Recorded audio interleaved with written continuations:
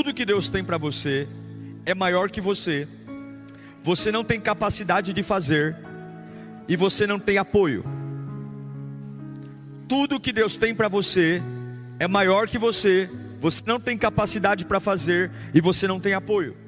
E é por isso que todos os dias você vai acordar e dizer: eu dependo de Ti, Senhor. Nós vamos aprender hoje, de forma bem objetiva, que Deus pode matar a minha fome, apesar de tudo à minha volta estar seco. Deus pode suprir a minha necessidade, apesar de tudo à minha volta estar morrendo. Eu espero que essa palavra pegue o seu coração, amém? Abra sua Bíblia comigo, por favor, no livro de 1 Reis, capítulo 17, versículo 7. 1 Reis 17, 7. Quem está comigo aí? Você que está online, seja muito bem-vindo. Escreva aí no chat: eu quero ouvir a palavra de Deus. Escreva aí, compartilhe esse link, mande para o máximo de pessoas que você puder. E escreva aí, interaja aí com a gente. Diz assim então a palavra, 1 Reis 17, 7. Algum tempo depois, o riacho secou-se por falta de chuva. Então veio a palavra do Senhor através de Elias: vá imediatamente para a cidade de Serepta de Sidom e fique por lá.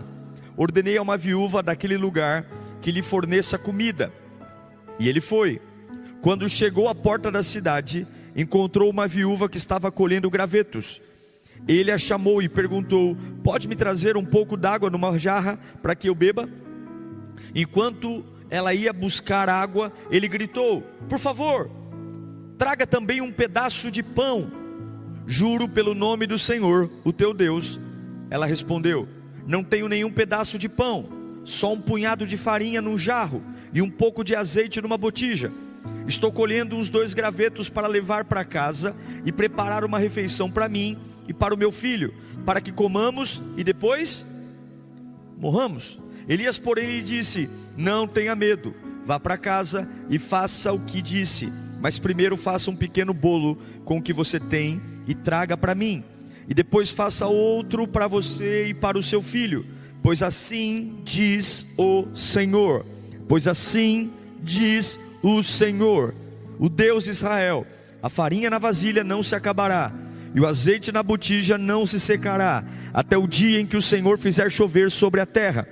Ela foi e fez conforme Elias lhe dissera, e aconteceu que a comida durou todos os dias para Elias e para a mulher e para a sua família, pois a farinha na vasilha não se acabou e o azeite na botija não se secou, conforme a palavra do Senhor proferida por Elias.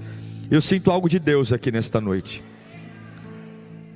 Escute, eu acredito com todas as minhas forças que apesar do lugar onde eu estar seja um lugar ruim, Deus pode me sustentar. É por isso que você não pode comparar sua vida com a vida de ninguém. É por isso que você tem que entender que Deus só chama um homem, Deus não chama uma multidão. Deus olha para Elias e diz para ele: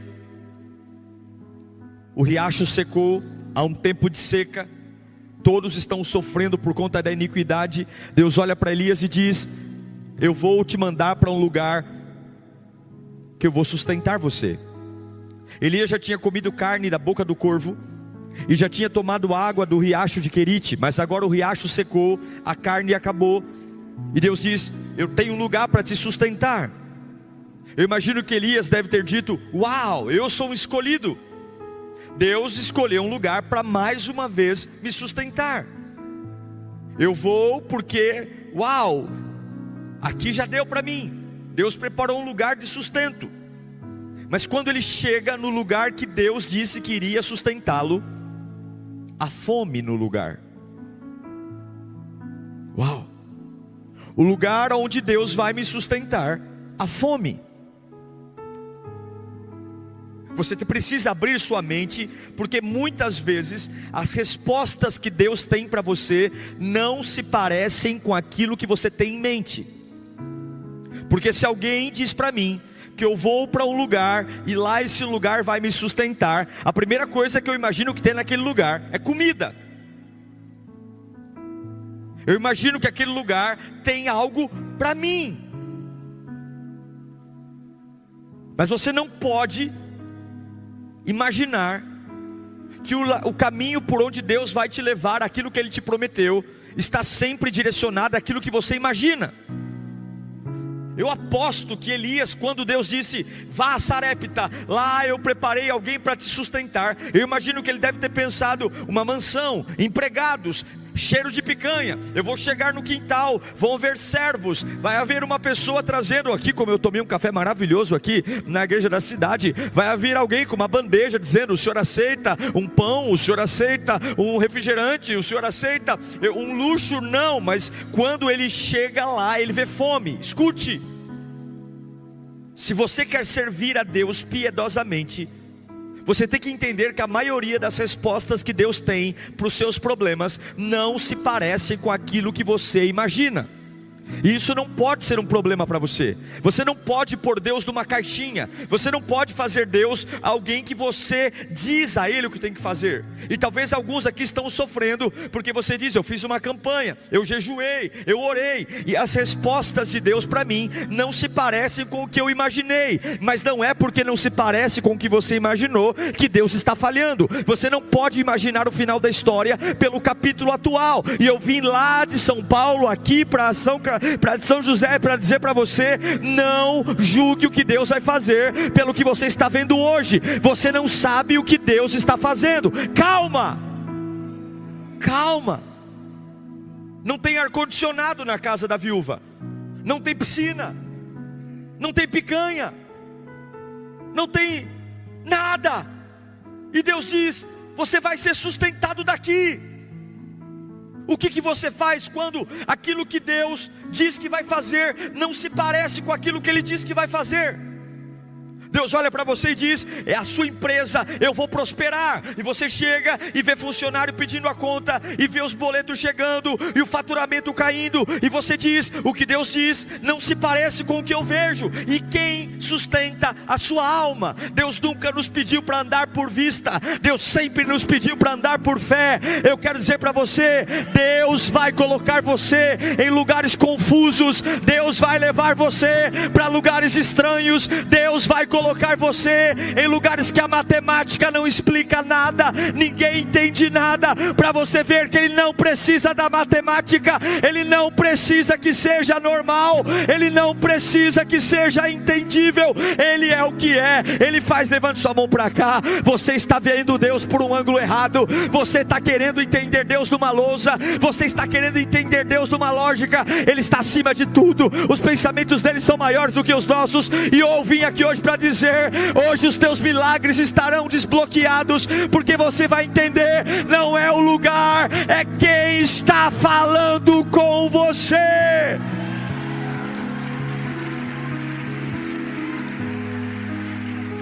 Eu chego onde Deus falou, eu não vejo nada, eu vejo um barraco, eu vejo uma veinha com 2 cambitos balançando, eu vejo uma mulher que não parece conseguir cuidar de si mesma, e Deus diz que ela vai me sustentar. Essa é a resposta para a minha seca? Essa é a resposta para a minha fome? Deus responde a você, você está exatamente no lugar onde eu quero que você esteja. Porque quando eu quero fazer milagres, eu aumento a necessidade. Quando eu quero fazer milagres, eu aumento a escassez. Milagres não nascem de fartura, milagres nascem de escassez. Milagres, e Deus me trouxe aqui para dizer, eu tenho fome de milagres, eu tenho pressa de realizar milagres para escancarar a minha glória através da sua vida. É a escassez que vai fazer você ser desafiado. É a escassez que vai fazer você olhar para um ângulo que você nunca olhou. É a escassez que vai fazer você crer na minha palavra como você nunca creu. Mexa-se. Suas necessidades estão aí por uma razão. A escassez está aí por uma razão. Deus está desafiando sua fé. É como se Ele falasse: eu não estou te dando uma outra alternativa. Ou você crê em mim ou você quebra. Ou você crê em mim ou você morre. Eu estou aumentando a escassez porque eu quero fazer algo que não é natural. Não é natural uma viúva passando fome ser a resposta para a minha fome. Não é natural.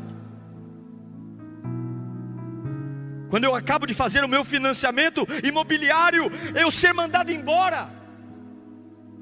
Não é natural. Quando eu começo um processo na igreja de me tornar um voluntário, dentro da minha casa Satanás se levanta, e gente que sempre me amou começa a me odiar. De repente as coisas começam a ficar escassas, e nós começamos a dizer: será que Deus acertou mesmo? Será que Deus me ama mesmo? Mas onde foi que Deus escondeu a dor da conversa? Quando foi na Bíblia que Deus escondeu a dor das conversas? Pregadores escondem a dor da conversa, líderes algumas vezes escondem a dor da conversa, mas Deus nunca escondeu a dor da conversa. Ele disse: haverá dor, mas eu estarei contigo todos os dias, até a consumação dos séculos. E eu acho lindo Elias, porque ele deve ter olhado e ele estranhou. Elias olha para aquela mulher e diz para ela: eu estou com sede. Eu estou com sede. Ele começa a gerar uma necessidade maior naquela casa. Ué, Deus falou que é aqui que eu vou me sustentar. Problema seu, se vire, eu estou fazendo o que Deus mandou. Havia uma seca. Água era um recurso raro. Elias é um estrangeiro. Ele não é um morador de Sarepta. Ele está passando por ali. E a mulher deve ter, a Bíblia não diz que ela reclama quando ele pede água. Ela deve ter pensado: tá bom. E ela deve ter pensado: uau, será que você não assiste televisão? Será que você não vê o que está acontecendo nos jornais? Aqui está uma seca danada, nós não temos água nem para nós. Você aparece do nada no meu portão e me pede água. Mas ela não reclama, ela talvez reclama em pensamento. E enquanto ela vai buscar água, Elias aumenta a escassez. Elias diz: ei, por favor, além da água eu quero comer também, me traga algo para comer. A água ela conseguiu ficar em silêncio, mas quando ele pede comida, ela não aguenta. Ela vira para Elias e diz: você sabe quem nós somos? Hello? Você não está vendo as outras famílias? Você não está vendo os corpos amontoados pelos cantos da cidade? Você não está vendo que quando você chegou aqui, eu estava pegando 2 pedaços de madeira para preparar a minha última refeição com o meu filho? Peraí, a água eu até consigo dividir com você, mas a comida não. E não é porque eu sou ruim, e não é porque eu sou pão dura, não. E não é porque eu tenho avareza, é porque eu não tenho. Eu vou fazer fogo. Nós vamos comer o que tem. Agora, observe que Deus não está ali só para tratar a vida de Elias. Deus está ali para tratar a vida daquela mulher. Fala comigo: pobreza pode ser geracional. Que eu saiba, eu como para ficar forte. Que eu saiba, eu como para ter energia. Mas a mulher diz para Elias: nós vamos comer e nós vamos morrer. Por que ela diz isso? Porque todos os vizinhos estão morrendo. Há pilhas de corpos amontoados pela fome. Ela entende que o que vai acontecer com ela é o que está acontecendo em Sarepta. As pessoas estão morrendo. Então, apesar de eu ter um pouco de comida, eu vou comer e vou morrer. Porque eu não consigo acreditar que, se tudo está ruim, não é possível que fique bom comigo. E eu quero dizer para você que ainda que todas as pessoas à sua volta estejam morrendo, se Deus quiser te manter vivo, Ele vai te manter vivo. Mas ela está contaminada, porque a cabeça dela tem uma pobreza geracional.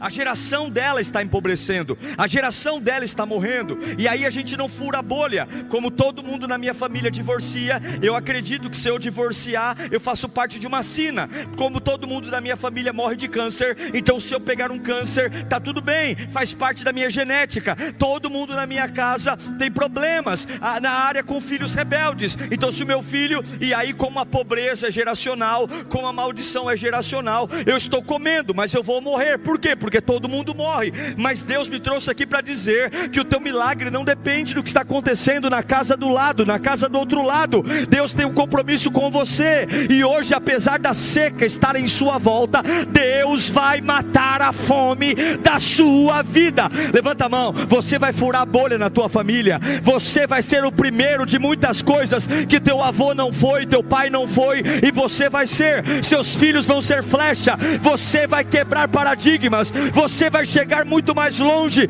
Eu quero declarar em nome de Jesus: Deus tem aumentado a sua escassez para você desapegar do que os olhos veem e depender do que vem do trono do Pai para a tua vida.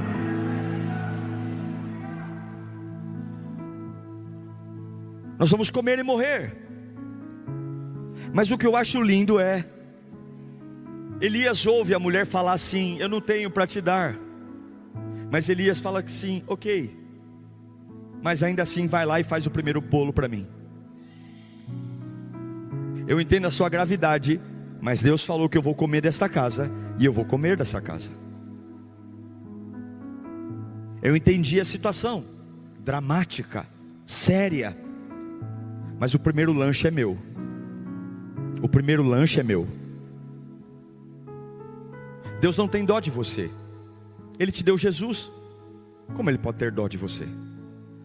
Nossas lágrimas podem sensibilizar pastores, líderes, pai, mãe, mas Deus não tem dó de nossas lágrimas. Ele nos deu Jesus. Se você acha que não tem o suficiente, é um problema todo seu. Mas a minha Bíblia diz que Ele não dá um fardo maior que a gente possa suportar. Se a gente não suporta é porque a gente simplesmente é frouxo. Porque o meu Deus não erra na medida. Até mesmo a coleira do diabo está nas mãos de Deus. O diabo não pode te atentar de um jeito que seja impossível de você resistir. Elias olha para aquela mulher e diz: eu sinto muito pela sua gravidade, mas Deus falou que eu vou comer desta casa. Vai lá e o primeiro pedaço é meu. Sabe o que eu acho lindo? Elias não levanta a mão e diz: oh, eu vejo do céu uma prosperidade vindo para essa casa. Oh, eu vejo uma provisão chegando. Não, Elias não diz nada para essa mulher até então. Ele diz: me traga o primeiro pedaço para mim. O primeiro lanche é meu. Ele não dá esperança para ela antes de pedir o lanche. Ele não fica prometendo nada para ela. Ele apenas diz: obedeça. Me dê o primeiro lanche para mim. Tá bom, você vai morrer? Morra. Mas primeiro me traz o lanche. Primeiro eu vou comer. Eu vou comer primeiro. Do que esse texto está tratando, gente? Do que esse texto está tratando? Ele está tratando de uma mentalidade doente, que colocou na cabeça que vai morrer, que colocou na cabeça que é incapaz, que colocou na cabeça que acabou os recursos. Porque todos os exemplos das pessoas que conheço, que passaram pelo que eu passei, quebraram, morreram, faliram, não deu certo. Esse texto está falando de uma mentalidade que Deus está desafiando hoje, dizendo: você tem um monte de exemplos de coisas que não deram certo, mas com você vai ser diferente. Você vai ser diferente. E para ser diferente, o primeiro pedaço é meu.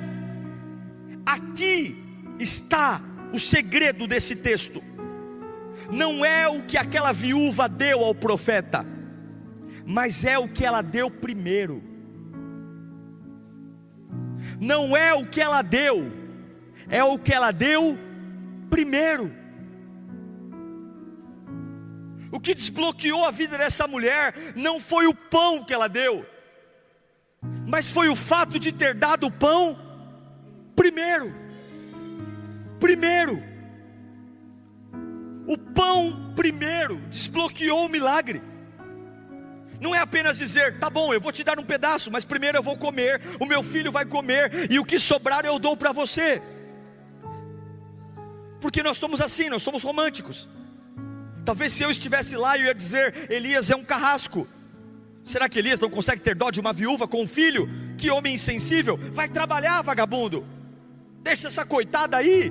Porque é assim que a gente faz. Quando a gente está mal, a gente dá uma cama para a pessoa deitar. É ou não é?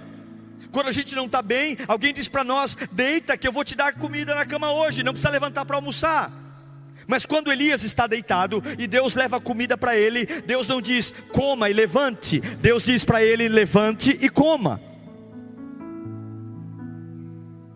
Porque toda a dor que te faz deitar é uma dor que você vai eternizar.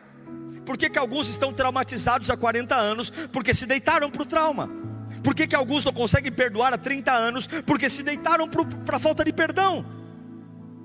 Elias diz para ela: a sua situação é grave, mas eu não vou ter dó de você, porque quem tem uma palavra não é digno de dó. Deus disse que desta casa haverá comida. Eu também sou como você, eu não sei o que Deus vai fazer, mas eu carrego uma palavra, e eu prefiro carregar uma palavra do que ter certeza do que os meus olhos veem. Eu prefiro confiar na boca de Deus do que confiar nos meus olhos. Eu prefiro confiar na boca de Deus do que confiar nos meus ouvidos. Eu prefiro confiar na boca de Deus do que confiar no meu coração. E eu pergunto para você hoje: em quem você está confiando? O médico disse, amigos disseram, a sua experiência disse, mas Deus está dizendo: do lugar mais improvável, eu vou sustentar você.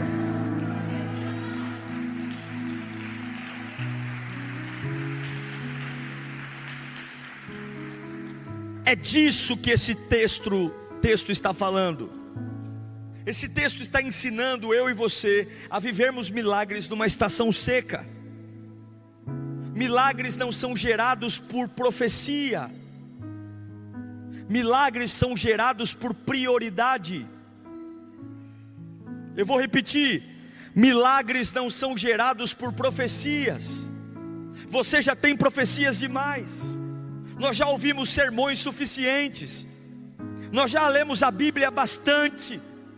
Nós temos pregações de todos os lados. Milagres não nascem de profecias. Elias não levanta a mão e diz: eis que estou profetizando chuva, eis que estou profetizando milagre. Não, Elias diz: me traga o primeiro pedaço.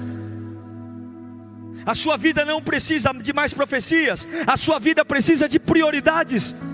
Não é orar, é orar primeiro. Não é cantar, é cantar primeiro. Não é falar com Deus quando eu já falei com todo mundo, é falar com Deus primeiro.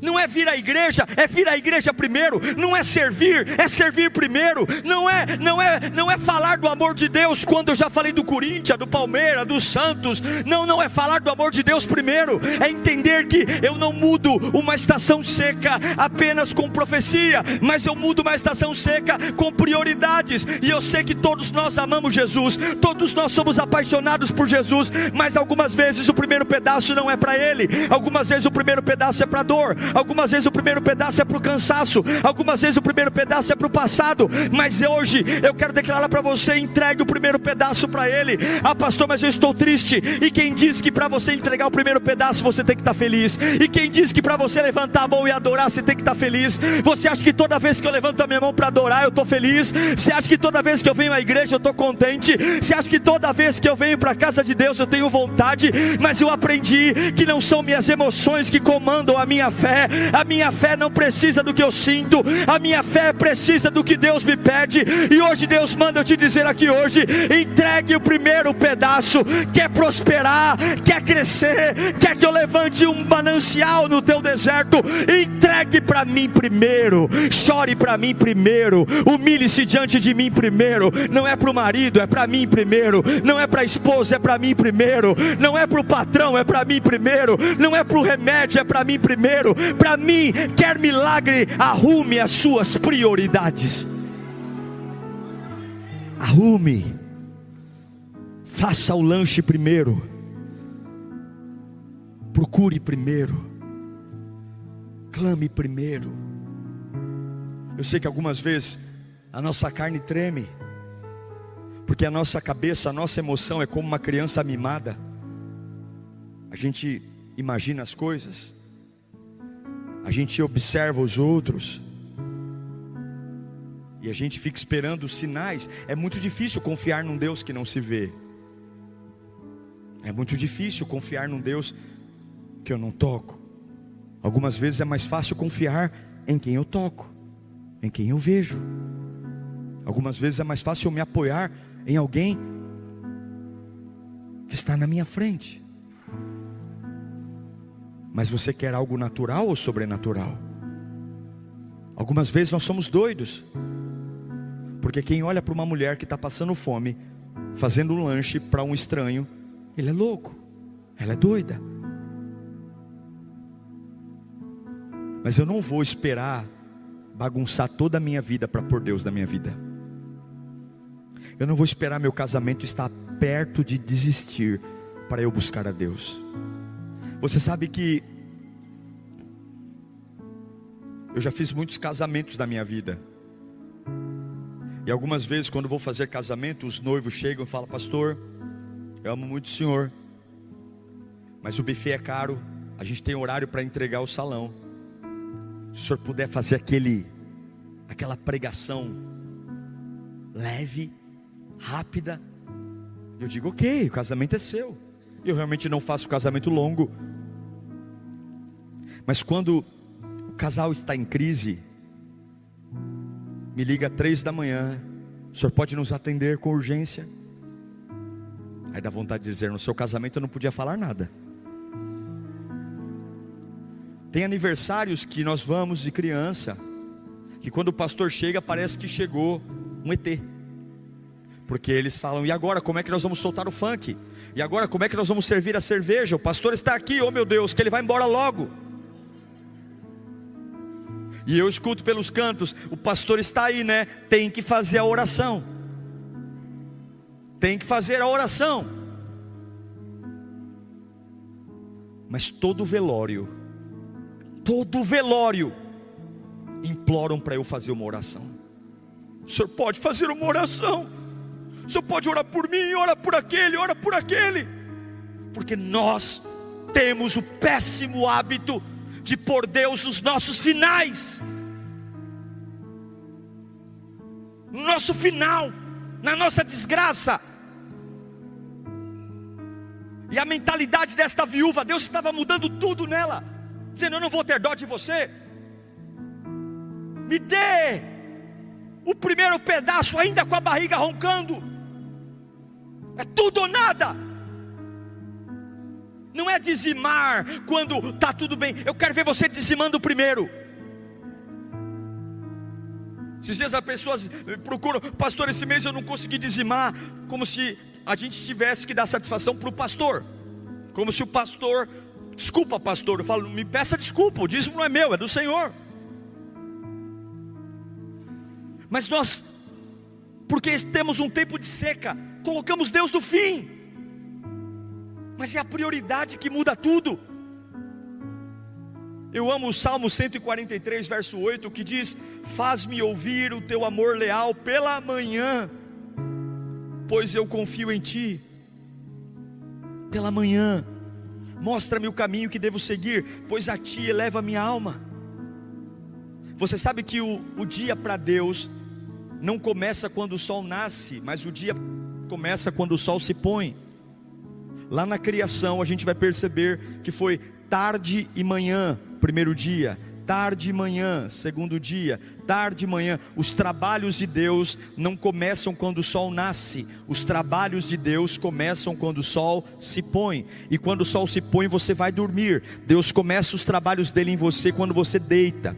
Por isso que ele dá o sono ao justo. Por isso que você algumas vezes chega em casa exausto, cansado e acorda renovado. Por isso que algumas vezes você chega em casa dizendo: eu não sei o que fazer, eu não sei o que fazer. E quando você tem compromisso com Deus, você acorda cheio de ideias, cheio de alternativas. Porque quando você inicia o teu dia, Deus já começou na madrugada a cuidar de você, renovar você, restaurar você, abençoar você, ungir você. Por isso que Satanás quer roubar o teu sono. Por isso que eu não posso dormir brigado, por isso que eu não posso dormir no sofá, por isso que eu não posso dormir discutindo, por isso que o diabo quer perturbar o meu sono, porque os trabalhos de Deus começam quando o sol se põe. Por isso que eu preciso colocar Deus em primeiro lugar da minha vida em tudo que eu faço. Agora escute: quando ela vai obedecer o profeta, E ela vira para buscar o primeiro pedaço. E aqui eu quero concluir. Aí Elias libera a palavra. Escute, Elias diz: a farinha na vasilha não se acabará, e o azeite na botija não secará, até o dia que o Senhor fizer chover. Enquanto tudo estiver em seca, você vai ter sustento. Agora escute, não tem recurso novo.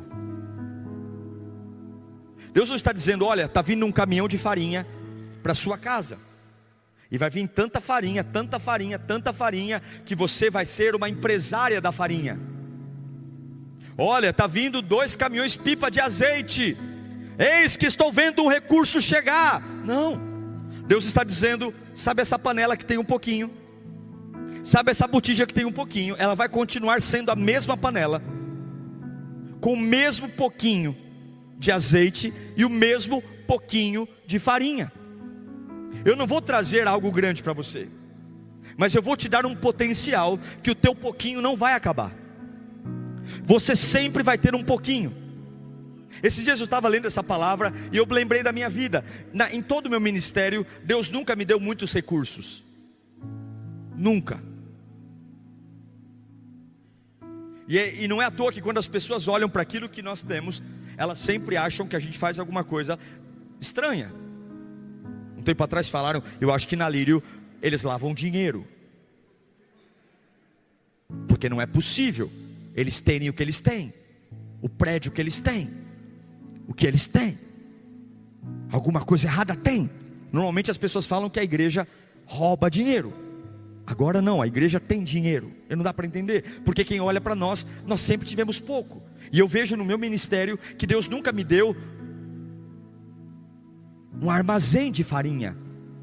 Deus sempre me deu uma panelinha, que eu como o dia inteiro e digo: Senhor, acabou. Ele diz: coloque a mão de novo na panela. E quando eu coloco, eu digo: uau, a mesma porção que eu comi está lá. Deus está dizendo para essa mulher: eu não vou te dar mais, mas aquilo que parece estar acabando, não vai acabar. É a mesma panela, é a mesma botija. Você vai usar, você vai usar, você vai usar. E as pessoas vão dizer: tadinho, é tão pouco que você tem, e dessa semana ele não passa, dessa semana ele não passa, ele vai quebrar essa semana, porque eu sei o quanto ele tem. Eu fui na casa dele, eu conheço a história dele, eu sei o que ele está passando, eu sei que ele não tem estrutura para enfrentar o que ele está passando. Mas 2 dias debaixo dessa pressão, ele vai cair no calmante. Mais 3 dias ele vai embora de casa, e você simplesmente não quebra, e você simplesmente não morre, e não tem nenhum recurso chegando, e não tem nada acontecendo na sua vida, e não tem mais dinheiro, mas simplesmente a força que você tem, ela não acaba. Tudo bem, é uma força pequena, mas ela não acaba. Tudo bem, é uma fé pequena, mas ela não acaba. Tudo bem, é uma persistência pequena, mas ela não acaba. Tudo bem, é um salário que você ganha pequeno e não acaba. E as pessoas dizem: eu ganho muito mais do que você, e você faz muito mais do que eu. Como pode? Mas o meu salário não acaba, porque Deus não está me dando um armazém de farinha. Deus está dizendo: da tua pouca força eu farei uma fonte inesgotável. Alguns não terão a força de Sansão, alguns terão a força de uma viúva, onde o teu pequeno não acaba. É por isso que algumas pessoas chegam aqui na igreja sofridas, abatidas, mas na hora do louvor levantam as mãos e choram, porque elas falavam: hoje eu não vou aguentar chegar na igreja, de um dia eu não vou ter força. Mas ao longo do tempo, cada hora que eu acho que vou parar, a força volta para a panela. A panela nunca esvazia. Eu não sei quanta farinha Deus vai te dar, eu só sei que a farinha nunca vai acabar. Deus hoje está dizendo para você: arrume tuas prioridades. Deus vai te dar um potencial. Arrume as tuas prioridades. Algumas vezes eu olho para algumas pessoas e me pergunto: como ele consegue louvar com tão pouco? Como ele consegue servir a Deus com tão pouco? Como ele consegue sorrir com tão pouco?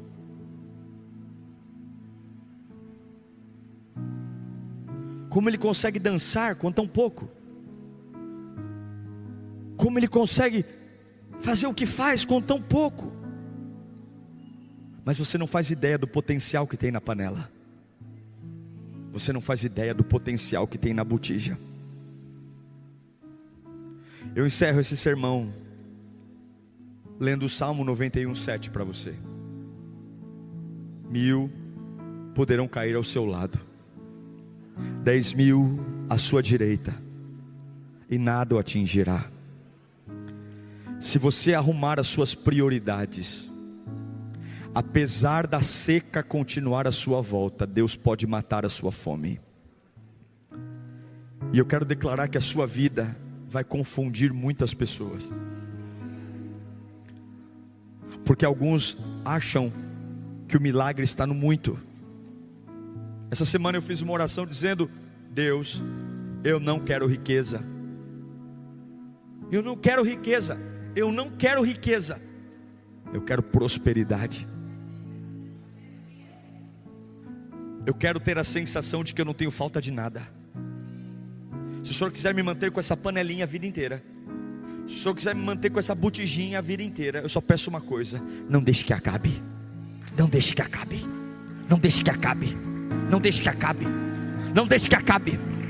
Se o Senhor não quiser me dar muito, só não deixe o que eu tenho que acabe. Não deixe que acabe a minha fé. Não deixe que acabe a minha adoração. Não deixe que acabe. Eu não quero que acabe. Não deixe que acabe. Eu me lembro do dia que chegou um pai trazendo um filho endemoniado. Jesus está em cima do monte, e os discípulos tentam expulsar e não conseguem. E depois eles vão perguntar para Jesus. Jesus desce, expulsa o mal, e o jovem é curado. E eles perguntam para Jesus: Jesus, o porquê que nós não conseguimos expulsar? Jesus diz: está vendo essa montanha aqui? Sim. Jesus acabou de descer dela. Jesus disse: se vocês tiverem uma fé do tamanho de um grão de mostarda, vocês podem mandar essa montanha se mover. O que Jesus está dizendo? É que você não precisa ter uma fé proporcional ao tamanho do seu problema.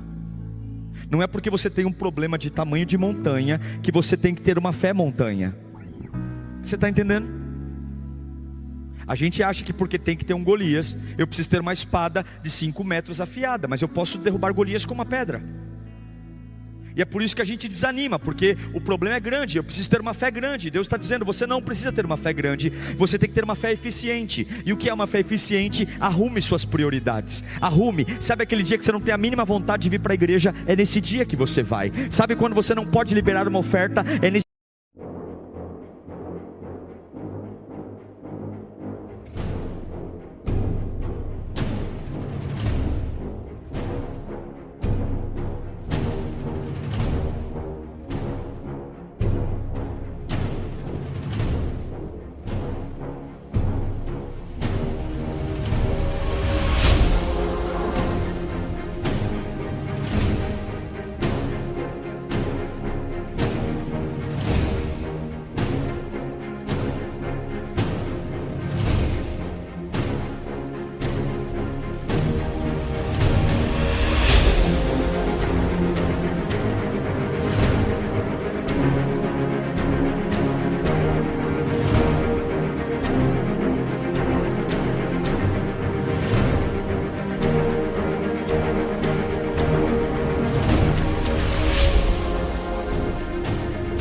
dia que você vai liberar. Sabe quando você tem tudo para desistir? É nesse dia que eu não vou desistir. Sabe quando eu tenho tudo para jogar tudo pro alto? É nesse dia que eu vou dar o primeiro pedaço para Ele. Porque não é profecia, é prioridade. Fala comigo: é prioridade. É prioridade. É prioridade. E eu sei que alguns aqui vieram cansados para esse culto. Alguns aqui vieram com fome, mas você veio dar o seu primeiro pedaço. E eu tenho uma palavra: apesar da fome estar à sua volta, hoje Deus coloca potencial na tua panela. Lá, xerebe canta, lá, bafá. Hoje Deus coloca potencial na tua panela. Hoje Deus coloca potencial na tua panela. Você pode ficar em pé. Eu quero orar por você. Eu nunca tive muito na minha vida, mas nunca acabou o que Deus me deu. Nunca. Sou filho de uma mãe leprosa. Minha mãe morou no leprosário muitos anos. O pré-natal da minha mãe foi negligenciado. Eu nasci de 10 meses. Não sou filho de jumento, mas nasci de 10 meses. Me jogaram lá em Guarulhos, e graças a uma enfermeira usada por Deus, porque os médicos estavam dizendo para minha mãe: volte para casa, não deu tempo, volte para casa, não deu tempo, porque ela era leprosa, ela não podia engravidar, os médicos tinham raiva dela, ela tomava talidomida, ela não podia engravidar, eles viam ela como uma desobediente, e ela, já que você foi negligente com essa criança, então se vira, e queriam mandá-la para casa, e já tinha dado 10 meses de gestação.